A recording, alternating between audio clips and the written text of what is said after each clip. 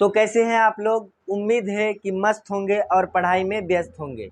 अगर पढ़ाई में व्यस्त नहीं है तो अब हो जाइए, क्योंकि आज जो हम लोग का वीडियो है वो 12th फिजिक्स का फिर अगला पार्ट आ गया है।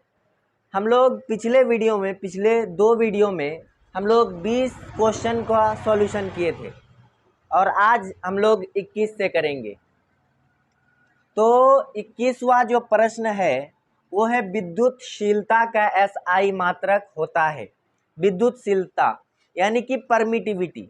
यही प्रश्न पहले भी दूसरे वीडियो में हम लोग देखे थे, जिसका फेराइड पर मीटर आंसर था। और उसमें हम बताए थे क्या कि हम जो ये क्वेश्चन है वो ज़्यादा इम्पोर्टेंट नहीं है, हम जो साइड से कुछ बता रहे हैं वो इस क्वेश्चन से भी ज़्यादा इम्पोर्टेंट है। क्योंकि उसमें था क्या, फेराइड पर मीटर विद्युतशीलता का SI मात्रक था, यानी कि परमिटिविटी का। लेकिन यहाँ पर ऑप्शन चेंज हो गया, ऑप्शन चेंज मतलब यहाँ फेराइड पर मीटर है ही नहीं। मतलब उसमें क्या था कि उसका आंसर था फेराइड पर मीटर, और यही चीज़ था विद्युतशीलता का SI मात्रक। उसमें साइन दिया हुआ था, संकेत दिया हुआ था कि एप्सिलॉन नॉट का SI मात्रक क्या होता है। लेकिन यहाँ पर दिया हुआ है विद्युतशीलता यानी कि परमिटिविटी, दोनों एक ही चीज़ होता है। और फिर परमिटिविटी का दोनों मात्रक होता है, एक फेराइड पर मीटर और एक उसके फॉर्मूले से निकलता है। जैसे F बराबर 1/4 pi epsilon naught into Q1 into Q2 by R², ये सूत्र होता है। हम लोग फोर्स को इधर ले लेंगे और एप्सिलॉन नॉट को इधर ले लेंगे, तो एप्सिलॉन नॉट बराबर 1/4 पाई और Q1 into Q2 by F into R²। तो यहाँ पर देखिए ये तो कांस्टेंट मान है, यहाँ पर चार्ज का है कूलम और इस चार्ज का भी कूलम, और यहाँ फोर्स का न्यूटन और दूरी का मीटर स्क्वायर, यानी कि हो जाएगा कूलम स्क्वायर पर न्यूटन और पर मीटर स्क्वायर। तो ऐसा सेम टू सेम कहाँ पर है इस प्रश्न में? देखिए यहाँ पर थोड़ा सा मतलब कूलम को बाद में किया गया है और न्यूटन को पहले किया गया है, तो उस पर ज़्यादा कन्फ्यूज़न होने की बात नहीं है। यहाँ पर हम लोग को देखना है न्यूटन पर पावर -1 और कूलम स्क्वायर और पर मीटर स्क्वायर। देखिए ये और ये वाला जो ऑप्शन ए है और ये वाला बिल्कुल सेम है, बस यहाँ पर कूलम को बाद में किया गया है और यहाँ पर कूलम क्या है, फर्स्ट में है, तो उसमें कोई दिक्कत है नहीं। इसका जो ऑप्शन सही हो जाएगा वो ये होगा। अगला क्वेश्चन 22वां प्रश्न है, आवेश का पृष्ठ घनत्व होता है। पृष्ठ घनत्व मतलब कि area density of charge, area density of charge. आवेश का पृष्ठ घनत्व क्या होता है? एकांक क्षेत्रफल पर के चार्ज को आवेश का पृष्ठ घनत्व कहा जाता है, एरिया डेंसिटी ऑफ चार्ज कहा जाता है। यानी कि एकांक एरिया मतलब क्या होता है? एकांक एरिया तो देखिए जैसे हम लोग का स्पीड किसे कहा जाता है? एकांक समय में तय की गई दूरी को स्पीड कहते हैं।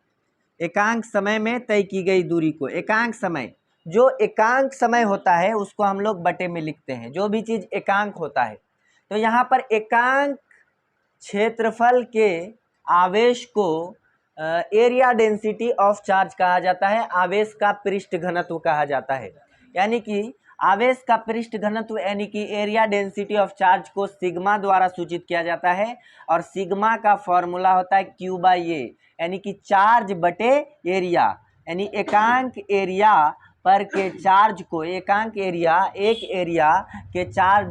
एरिया में जितने चार्ज होते हैं, यूनिट एरिया में जितने चार्ज होते हैं उतने चार्ज को आवेश का पृष्ठ घनत्व कहा जाता है। तो अगला प्रश्न है, विद्युत क्षेत्र E से लंबवत रखे विद्युत द्विध्रुव का आघूर्ण P है। इस स्थिति में द्विध्रुव का स्थितिक ऊर्जा 0 मान लेने पर E और P के बीच थीटा कोण की स्थिति में द्विध्रुव का स्थितिज ऊर्जा होती है।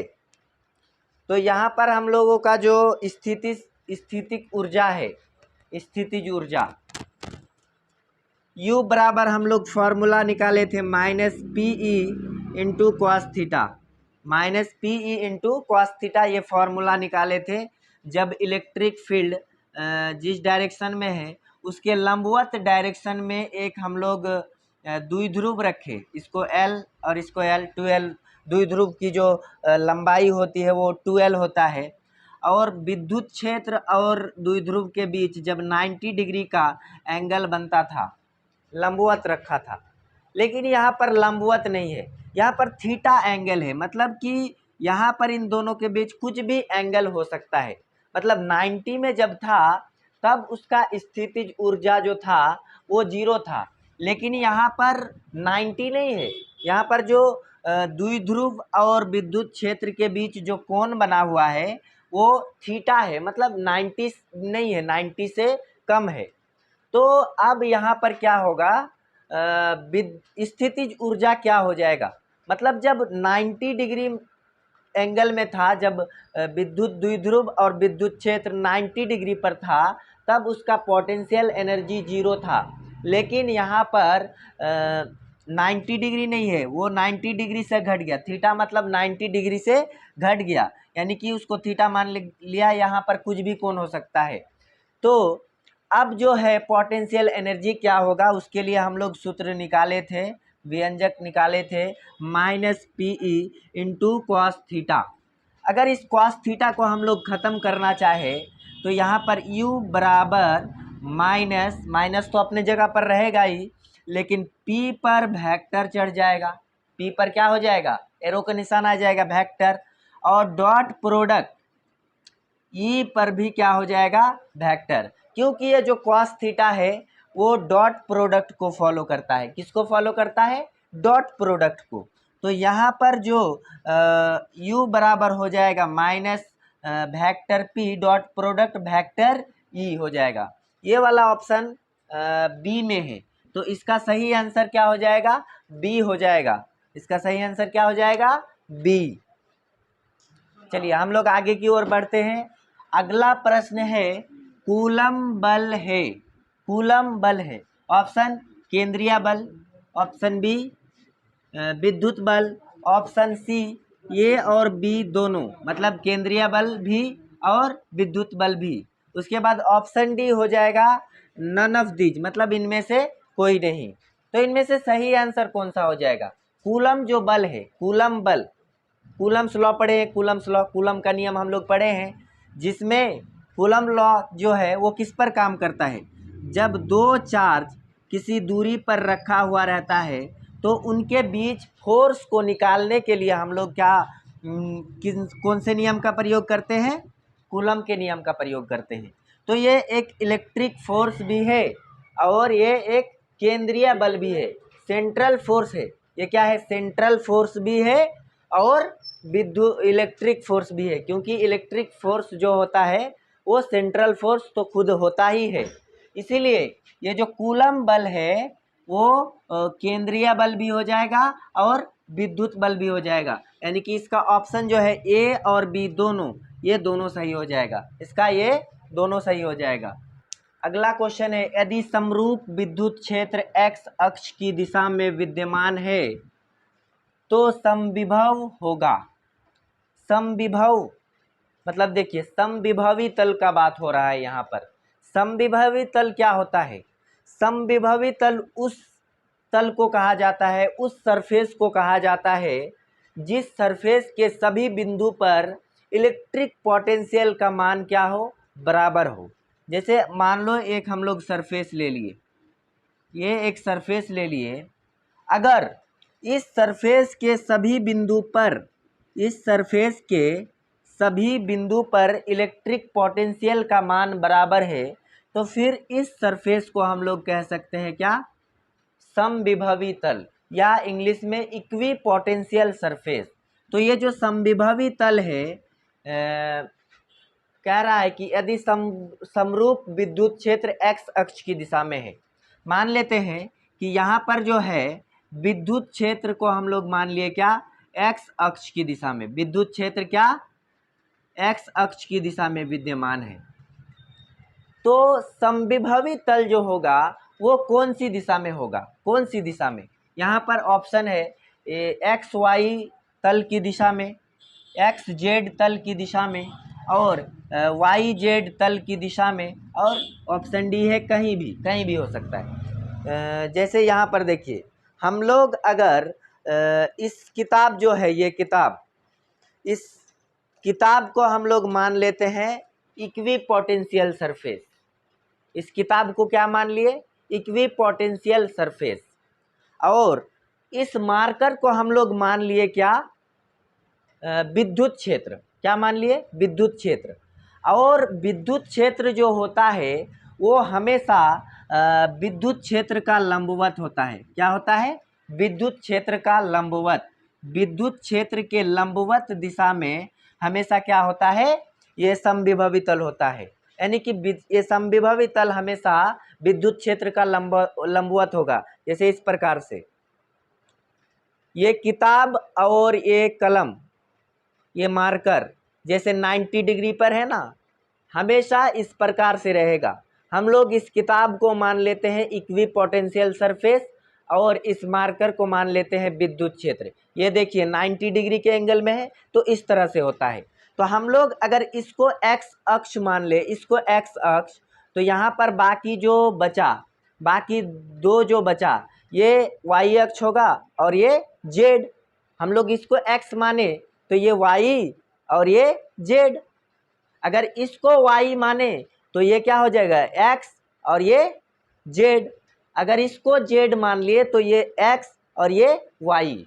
तो इस तरह से यदि समरूप विद्युत क्षेत्र एक्स अक्ष की दिशा में हो तो यहाँ पर समविभवी तल जो होता है वो वाई जेड तल की दिशा में होगा। कहाँ पर होगा, वाई जेड तल की दिशा में, वाई जेड। अगर यहाँ पर बोल दे, प्रश्न को थोड़ा बदल दे कि यदि समरूप विद्युत क्षेत्र वाई अक्ष की दिशा में है, क्या है, वाई अक्ष की दिशा में विद्यमान है, तो यहाँ पर समविभवी तल क्या होगा, कौन सी दिशा में होगा? तो वाई के अलावा क्या बचा, एक्स और जेड। एक्स जेड हो जाता, यहाँ पर ये वाला आंसर हो जाता। लेकिन यहाँ पर अगर बोल दे कि जेड दिशा में है, तो अगर ऐसा बोल दे कि यदि समरूप विद्युत क्षेत्र जेड अक्ष की दिशा में विद्यमान है तो समविभवी तल होगा, वो क्या हो जाएगा, वो हो जाएगा एक्स वाई तल की दिशा में। क्योंकि जेड तो ले लिया विद्युत क्षेत्र, बाकी इक्वी पोटेंशियल का सरफेस का जो दो अक्ष है वो क्या हो जाएगा, एक्स और वाई हो जाएगा। तो ये प्रश्न समझ में आया। यहाँ पर एक्स अक्ष में था तो यहाँ पर इसका आंसर क्या हो जाएगा, वाई जेड। यानी समविभवी तल जो है वो वाई जेड तल की दिशा में होगा। तो इसका सी सही आंसर हो जाएगा। अगला जो 27वां प्रश्न है वो है विद्युत आवेश का क्वांटक। क्वेश्चन को ध्यान से पढ़िएगा। विद्युत आवेश का क्वांटक ईएसयू मात्रक में होता है। ये जो ईएसयू है ये क्या है, ईएसयू इसका मतलब क्या है, इसका मतलब होता है इलेक्ट्रोस्टैटिक यूनिट। क्या होता है, electrostatic unit of charge. Charge जो होता है, चार्ज का ऐसा यूनिट क्या होता है, चार्ज का ऐसा यूनिट होता है कूलम। और चार्ज का जो सीजीएस यूनिट है ये ऐसा यूनिट कूलम हो गया। और चार्ज का सीजीएस यूनिट क्या होता है, चार्ज का सीजीएस यूनिट दो प्रकार का होता है, एक ईएसयू और एक ईएमयू। तो ईएसयू जो होता है इलेक्ट्रोस्टैटिक यूनिट, वो होता है स्टेट कूलम। और चार्ज का ईएमयू मात्रक यानी कि इलेक्ट्रोमैग्नेटिक यूनिट जो होता है वो होता है एब कूलम। क्या होता है, एब कूलम।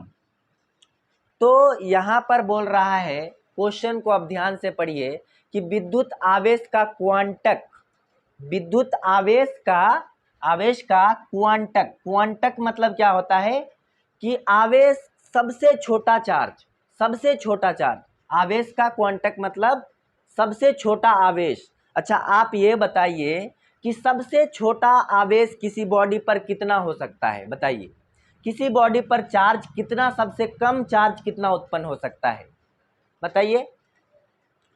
किसी बॉडी पर अगर चार्ज उत्पन्न होगा तो सबसे पहले उसको 1.6 इंटू 10⁻⁻19 कूलम उत्पन्न होगा, सबसे कम, इससे कम हो ही नहीं सकता है। क्योंकि जब भी किसी बॉडी में चार्ज उत्पन्न होगा तो एक इलेक्ट्रॉन के ट्रांसफर के कारण चार्ज उत्पन्न होगा। तो भैया जब एक इलेक्ट्रॉन का ट्रांसफर हुआ तो इतना चार्ज उत्पन्न हो जाएगा, एक इलेक्ट्रॉन के ट्रांसफर से। तो किसी बॉडी पर सबसे कम मिनिमम चार्ज कितना उत्पन्न हो सकता है, 1.6 इंटू 10⁻⁻19। तो विद्युत आवेश का क्वांटक मतलब होता है इतना चार्ज। अब ये कौन से, ये जो है ये एक इलेक्ट्रॉन का चार्ज है, ये क्या है, ये एक इलेक्ट्रॉन का चार्ज। तो ये कौन से यूनिट में है बताइए, ये कूलम में लिखा जाता है। इलेक्ट्रॉन का चार्ज कितना होता है, 1.6 इंटू 10⁻⁻19 कूलम। तो ये SI में है, लेकिन हम लोग को किस में लाना है, ESU, मतलब कि इलेक्ट्रोस्टैटिक यूनिट में लाना है। किस में लाना है, इलेक्ट्रोस्टैटिक यूनिट में। तो एक कूलम बराबर इलेक्ट्रोस्टैटिक यूनिट क्या होता है बताइए, ये कूलम बराबर कितना ESU होता है, कितना स्टेट कूलम होता है। एक और सवाल यहाँ पर हो जाता है, ये कूलम बराबर कितना स्टेट कूलम, यही ना है ESU, ये क्या है ESU, इलेक्ट्रोस्टैटिक यूनिट है चार्ज का स्टेट कूलम। तो ये कूलम बराबर स्टेट कूलम में कितना होता है, होता है 3 × 10⁻⁻10 क्या होता है 9। ये मतलब लगभग में लिया जाता है, लेकिन मेनली ऑप्शन में ये दिया हुआ है ना, इतना ही होता है मेनली। देखिए 2.99 इंटू 10⁻9। तो इसको हम लोग लगभग में क्या ले लेते हैं, 3 ले लेते हैं। क्या ले लेते हैं, 3, चलिए 3 मान लेते हैं। तो बताइए जब एक कूलम चार्ज में, मतलब एक कूलम को जब स्टेट कूलम में बदलते हैं तो 3 × 10⁻9 स्टेट कूलम आता है। तो हमको किसको स्टेट कूलम में बदलना है, मिनिमम चार्ज को, आवेश का क्वांटक को, मतलब सबसे कम आवेश को। सबसे कम आवेश किसी बॉडी में इतना ही उत्पन्न हो सकता है। तो इसको हम लोग जब स्टेट कूलम में बदलेंगे कूलम से, तो 1.6 इंटू 10⁻⁻19 क्या, -19, और उसको इतना से गुना कर देंगे तो वो बदल जाएगा किस में, स्टेट कूलम में। तो 3 इंटू 10⁻9 से गुना कर देंगे, ये बदल गया किस में, स्टेट कूलम में, या ESU में कह सकते हैं, ESU में। तो यहाँ पर 16 × 48 यानी कि 4.8 इंटू 10⁻, कितना हो जाएगा, -10 हो जाएगा। तो देखिए ये ऑप्शन में है, ऑप्शन में तो है नहीं, लेकिन ये देखिए लगभग इसके बराबर में। हम क्या बताए कि ये जो 3 इंटू 10⁻9 जो है ये फिक्स्ड मान नहीं है, मतलब इतना होता है, इसका लगभग में हम लोग इतना लिख देते हैं 3 इंटू 10⁻9। तो देखिए इससे 3 से थोड़ा कम है, तो यहाँ पर 4.8 है, और उससे थोड़ा ये कम है 4.78 है ये, तो लगभग, तो इसका ऑप्शन जो है ये सही हो जाएगा। क्या हो जाएगा सही, ये। अगला क्वेश्चन है, स्थिर विद्युत क्षेत्र होता है। विद्युत क्षेत्र जब स्थिर होता है तो वो क्या होता है, संरक्षी, असंरक्षी। ऑप्शन सी में है कहीं संरक्षी कहीं असंरक्षी, और ऑप्शन डी में है नन ऑफ दिस, मतलब इनमें से कोई नहीं। तो ये क्या हो जाएगा, स्थिर विद्युत क्षेत्र जो होता है वो हमेशा क्या होता है, संरक्षी होता है, कंजर्वेटिव होता है। क्या होता है, कंजर्वेटिव। कंजर्वेटिव का मतलब समझ रहे हैं, कंजर्वेटिव का मतलब कि उसका ना तो उत्पन्न हो सकता है और ना ही विनाश हो सकता है, बल्कि उसको, उसके रूप को चेंज किया जा सकता है। तो जो स्थिर विद्युत क्षेत्र है वो क्या होता है, हमेशा संरक्षी होता है। विद्युत क्षेत्र स्थिर जब होता है तो हमेशा क्या होता है, संरक्षी, कहीं संरक्षी कहीं असंरक्षी नहीं, या फिर असंरक्षी भी नहीं, बल्कि हमेशा संरक्षी। अगला क्वेश्चन है, एक एकांकी चालक के लिए निम्न में से कौन अनुपात अचर रहता है। अचर मतलब होता है कांस्टेंट। निम्न में से कौन सा अनुपात जो है कांस्टेंट रहता है एक एकांकी चालक के लिए। देखिए कोई भी जो चालक होता है, यहाँ पर कुल आवेश बटे विभव, यहाँ पर दिया गया आवेश बटे विभवांतर और कुल आवेश बटे विभवांतर और इनमें से कोई नहीं। तो यहाँ पर जो है दिया गया आवेश बटे विभवांतर हो जाएगा।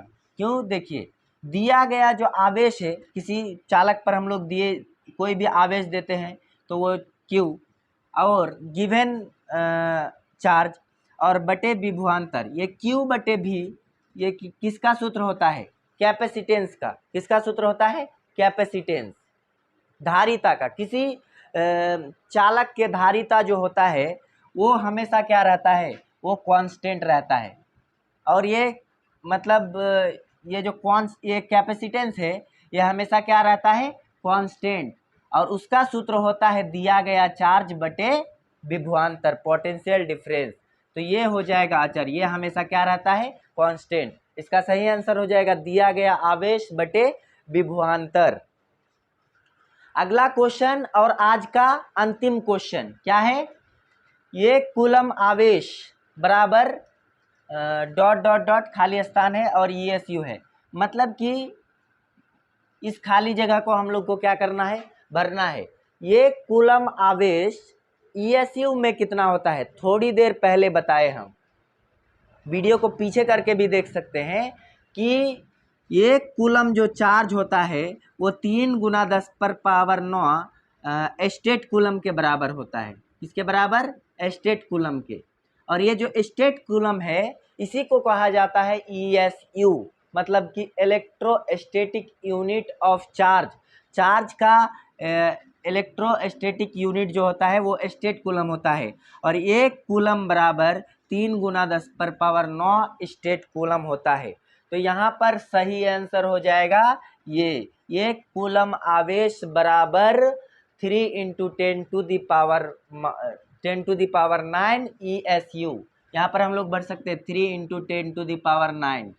तो हम लोग का 30 क्वेश्चन कंप्लीट हो गया। इससे आगे नहीं बढ़ेंगे, नहीं तो फिर ऊपर से जाने लगेगा।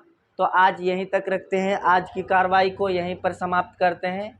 अगले वीडियो जो आएगा हो सकता है कि उसमें क्वेश्चन थोड़ा सा बढ़ा है। आज 30 क्वेश्चन हुआ, मतलब 10 क्वेश्चन हुआ, 30 तक हो गया। तो हो सकता है कि अगला वीडियो में हम 45 तक कर दें, मतलब 15 प्रश्न को सॉल्व करें, क्योंकि बहुत लेट हो जाएगा। मतलब क्वेश्चन ज़्यादा है और समय कम है। लगभग कितना है? वही 3 महीना के आसपास है। तो इतने कम समय में हमको उतना सारा हम लोगों को प्रश्न करना है। तो इसलिए हम लोग प्रश्नों की संख्या धीरे धीरे क्या करेंगे? बढ़ाएंगे। एक बार में नहीं बढ़ाएंगे। कल के वीडियो में हम लोग 15 प्रश्न सॉल्व करेंगे। हो सकता है उसके बाद थोड़ा बढ़ाए। तो इस तरीके से हम लोग क्या करेंगे? धीरे धीरे बढ़ाएंगे प्रश्न। तो आज के वीडियो को यहीं पर समाप्त करते हैं।